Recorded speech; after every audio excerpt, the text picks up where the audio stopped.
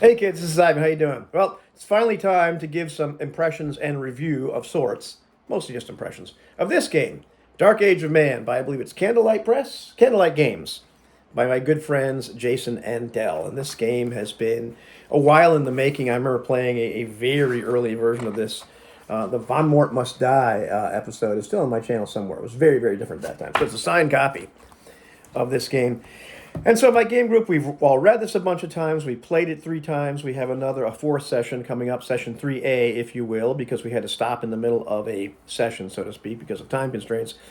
So we have some experience with this. There's plenty of videos you can go watch by Jason and Dell and whoever talking about how this game works. So I'm not really going to go into that in a lot of detail. This is not a crunchy game. If you want a crunchy game, this ain't it. But it's not designed to be. It's designed to be simpler, and it's designed so you remain naive. It really helps you. The design of the game helps you to not exactly know what's going to happen, and to have things less planned than you might be used to if you're a person that tends to plan things. We've talked on this channel an awful lot about playing to find out or playing to create, and the differences between those, and or whether you come up with a pre-planned story or blah blah blah. This game really leans in the direction of playing to find out. You're not really sure what's going to happen, and the mechanics back that up. The characters are very simple to create. There's not a lot of attributes. The attributes end up being like a positive or negative modifier to dice rolls. All the dice rolling, with one exception, is done by the players. They're done on D12s, and so they add whatever modifier they have or subtract. And depending on the attribute they're going to use, whether it's going to be mind or body or spirit or whatever it happens to be, or prestige, the roll gets influenced that way. And there's a nice chart in the book about difficulty levels and how to set difficulty levels. And what's not in the book, but what I did, what's very helpful, is to actually go run something on any dice or whatever, do the chart by hand, and figure out, well, gosh, for a particular difficulty level, if you need to roll a 9 on a d12, well, how hard is that? What percentage of time is that going to come up? And then keeping in mind the characters might have modifiers. That gives you an idea of how to set difficulties, because very often you're going to set the difficulty of something on the fly. Somebody's going to say, I want to do a thing. And you're like, okay, well, that sounds like a mind roll. How hard is this going to be? And you can, it's if you've done this for a while, it gets pretty easy to kind of figure out, okay, well, how difficult should I make this or not make this? An interesting thing about the mechanic, I'm not going to talk about it a lot because there's other videos talking about that, is that, a roll of 1, a natural roll of 1 is always a critical failure. A natural roll of 12 is always a critical success. Those do have some fixed mechanical things that happen or values in combat, but very often in other things, you're pretty much, forced to make it up, which is cool.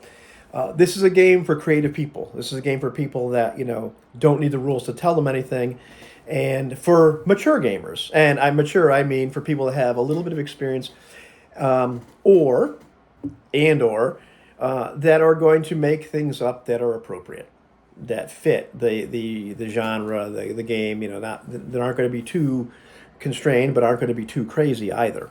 And I'll talk about that in a second in terms of our experience with the game when I go over things like magic and what have you. That's pretty cool.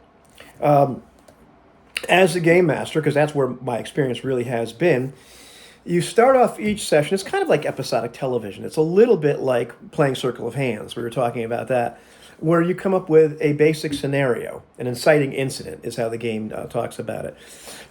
Nominally, everything takes place, with the characters based in this town of Dredgewater in England. This is like, Iron Age, fantasy England. And it's pretty, dark, dismal, miserable place to live, with one Lord Washburn in control of all that, and the alderman to the south of Vudamad Mort, who is not such a nice guy and usually harries everything. And there's descriptions of Ireland and North Raiders and the Vikings essentially, and the other kingdoms and what have you in this area. And so it's kind of up to you. Where do you go? What do you do? However, that's what we've been doing. I decided, well, let's start with the book, how the book actually has you start. Start everything in Dredgewater, have them be there. Use some of the NPCs that are in that area as jumping off points, and of course, I had to make up a whole bunch of other NPCs. You can play this, I imagine, this rule set in a variety of other scenarios, but this is the one that comes with the book, and which is pretty cool. So. As the game master, once you have this inciting incident, what's happening, some kind of related incident, you make or use, there are some sample adventures in here written by various people. I think my friend Tim Harper has written one. I know Jason Adell wrote some. I'm forgetting right now without looking who else wrote them or made these up. You make a chart which is based on a 3d6 roll, so the results are 3 to 18. And these are things that can happen. It's called the REC, I think, Random Event Chart, something like that, or RSC, Random Seed Chart, whatever it is. It works pretty cool. So you've got a bunch of things, and they can be very open-ended. Something like a vampire awakens, or trolls, exclamation mark, or, a prisoner is murdered, or executed, or whatever happens to be, or crops burn, or etc. So once you start the session up, as the game master, you roll this 3d6 and you find out, okay, what's this random event that's just happened? And very often you can tie that into the opening scene, if you will. And that's what I've done in my games when I rolled something up like Riot in this last session. Well, I kind of knew what the inciting thing was going to be, that their lord wants them to go infiltrate the evil Vudamad Mort to the south and do some reconnaissance, maybe kill him. Can you kill him? Something like that. However, I wasn't sure what was going to happen. Well, I roll up Riot, and based on the events of last session and the session before that, it was easy to figure out why there would be a riot and why the peasants would be really upset. And so that sets everything in motion. I had no idea what I was going to roll up. I could have rolled up something completely different, like a prisoner is executed, in which case, well, there was a prisoner that Lord Washburn had, so that would have happened. But I don't know how the session is going to start. And there's various other things that could have happened. One was a patrol of Mort's men. They could have come right by town. And that would have been, or somebody could have seen them on the road. And maybe that's why the characters are, being asked to go find something out, because it's getting really, really hairy here. You don't know what's going to happen. So it's really important when making these random seed charts to realize that it's a bell curve. And so you put the things that are more likely to happen, that make more sense, in the middle. And the things way on the outside, on a roll of 3 to 8 or 18, each one of those is going to happen less than 1/2 or 1% of the time. And, the 17s and the 4s, well, they're only like 1.5%, whatever the heck happens to be.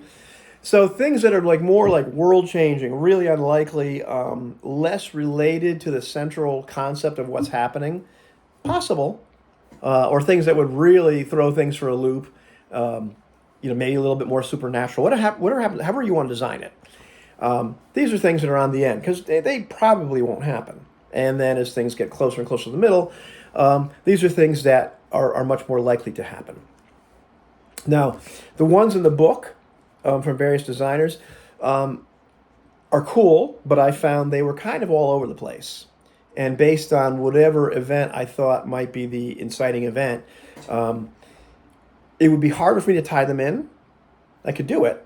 But I wanted to populate these graphs with things that would make sense. Now, the game is very player-directed. Wherever they want to go, just like a lot of games, but it's player-directed. It's meant to be that way. Wherever they want to go, well, that's what they do. And I follow them along, and that's how, and we'll get to that in a second. That's where things go, which is cool. So, the random seed chart doesn't have to be all centered in one area. It doesn't have to be all different kinds of bandits, or just because they're supposed to be bandits. That's not the idea. So my experience with using that random seed chart was pretty interesting.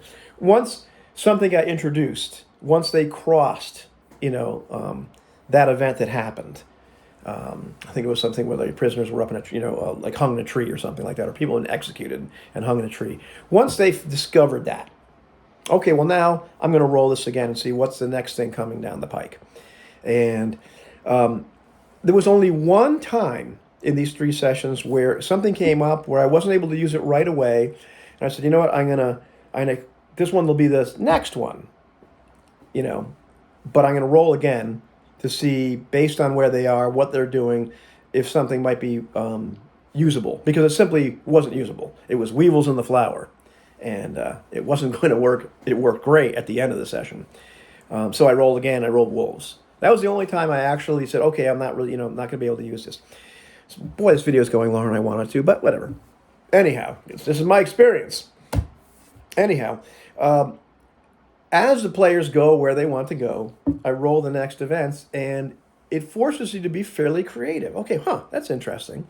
For example, and it's a spoiler, so our last session, I'd rolled Giant Spider. They're going to the woods, going to a crossroads. They want to do something at this crossroads.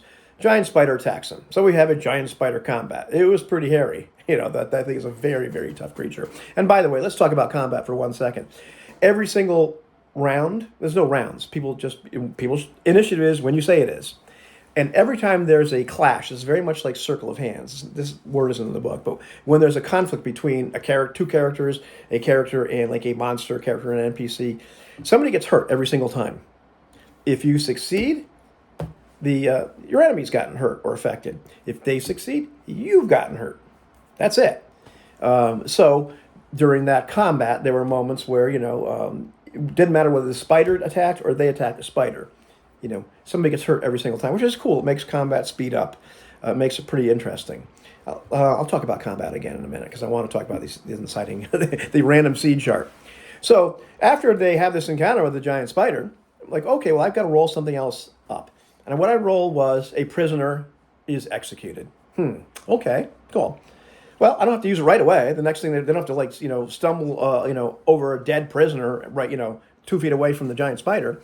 So they go to this crossroads. Big spoiler, Eloy's magic using character decides to create a spell and summon the Fae, and he wants them to create an illusion for 1 moon, for 1 month, to divert traffic to their village rather than to Vudamad Mort's place, because their village is kind of starving, and then they could use the supplies that might be going to Vudamad Mort from other traders. I set a difficulty, he rolls, it works. In fact, talking about magic a little bit, the magic system is very open-ended, whether it's, prayers, divine magic, or whether it's the more arcane magic. And it's what the player decides, this is what I want to have happen. Now, this is where having mature players comes in really well. But even if you have players that ask for too much, it's okay. And then you set a difficulty. Well, this is how hard this is. This is, how not hard this is. He did something which, he asked, hey, can I get a little bit of a bonus because I've done all these extra things? Yeah, sure, that's cool. I didn't tell him what the difficulty was going to be in this particular case because it would have been something that he would not manifestly know if it worked or not. Other times it's very, very easy. Should you fail?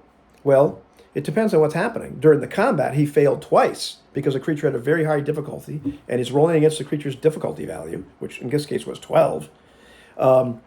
And one of the failures that he had, somebody gets hurt. And so his friends end up getting hurt, by these rocks that he was having to try to shoot at the creature. Well, he was shooting in the melee. That's so you have to make things up creatively in that way. Why did this happen? So cool stuff. Another time, he just felt the snap in his mind as he had a failure, and it caused him an injury. So let's get back. Focus, Ivan. Let's get back to this inciting incident now. He's cast his spell. It works. I know it's worked. The Fae have answered his call. But I have a prisoner is executed. What am I going to do with this? So it's the next thing. So I think, oh gosh, well maybe the Fae actually had a prisoner, and maybe this is magic that really requires a blood sacrifice. And it was just serendipity. This person calls them, they leave all the correct offerings. This is what they're asking for. Hey, we were going to kill this guy or imprison him for 100 years anyway. Let's just kill him because nobody likes Fred. And so next morning he finds this little Fae creature that has been killed and ends up, having a conversation with another one. I never would have thought of doing that. I never would have thought that this is blood magic and all that kind of stuff, except that's what the random seed chart told me was going to happen next. Cool. So I had to wait, go with it and figure out what's going to happen next. The very next thing I roll up on this random seed chart is merchants. I couldn't believe it. It was very, very odd. So as they're finished burying this creature and all that kind of stuff, a merchant, train comes by. It's, supposed to go to Vudamad Mort's, but this illusion is working and it goes to their town instead. They're kind of hiding and watching this happen. Had I rolled something else, well, they wouldn't have seen that. That wouldn't have happened. That was pretty cool.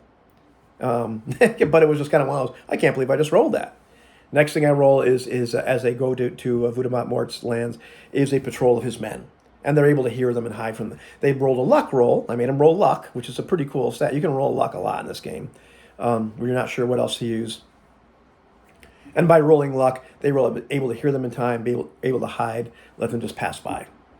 So just because this thing was rolled on the random seed chart doesn't mean it's a fight now, or they've got to do so. You can introduce it however you want to. And so that worked out really well. And then I rolled something else that I didn't get to use because it was the end of the session.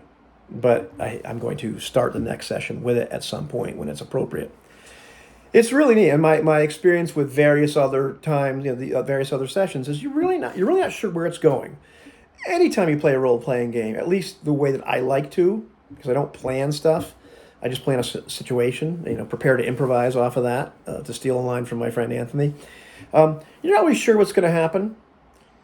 This mechanizes that a lot more, where really, depending on your creativity making the chart, depending on what the players are doing, their creativity, what they're trying to do, and then rolling in this monkey wrench here and there. Maybe sometimes it's a monkey wrench, sometimes it's not. It forces you to be creative. The world acts of its own accord, rather than you as a game master always pulling all the strings. And you're like, okay, well, what do I do with this? That's really kind of neat. So I dig that. The combat system, like I said, that's pretty cool. We have not used it enough to, or we haven't actually used it in the way where the players can reduce the difficulty value of whether they're fighting for the next person. Jose was talking about that. We really need to kind of help each other out. There's a lot of room in this game to be very, very creative as a player and as a game master, which I think is really cool. The magic system, like I mentioned before, it requires a bit of maturity.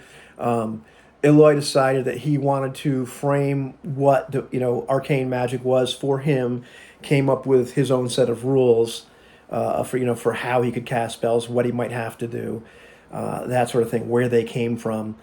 And so it's cool. You can add a lot of flavor. And then in these cases, he's used a lot of divination magic, which has been pretty interesting. They're not sure where to go, what to do. Have you seen this creature? And so he's spoken to the wood spirit, and I was able to make the tree kind of animate and talk to him. So it provides me with a lot of room for being creative, because as a player's creative makes up some kind of event. If it works, some kind of spell, then I can help them out. The divine magic. So far, I think it's being underutilized a little bit. Jim, do more. but it works fairly well as well. And once again, it's up to player creativity. What do they actually want to do with that? And could it dominate the game? Maybe. So far, I haven't found that it's done that. But I think, once again, it's having the right set of players, having a group of people together that are going to trust each other, which I think you have to have anyway. If you're gaming with people where you think you need the rules to protect you, you're playing with the wrong people, man. you should like and respect and have trust with the people that you're playing with, and and this is just my opinion.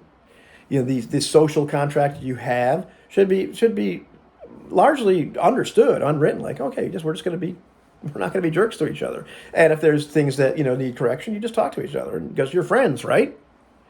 So, overall, I'm really enjoying playing this game. I don't know how good it is for super, super long campaign play, but that's not really what it's designed for. It's designed to be kind of little episodic things that I've decided to make them somewhat related to each other, but they don't have to be.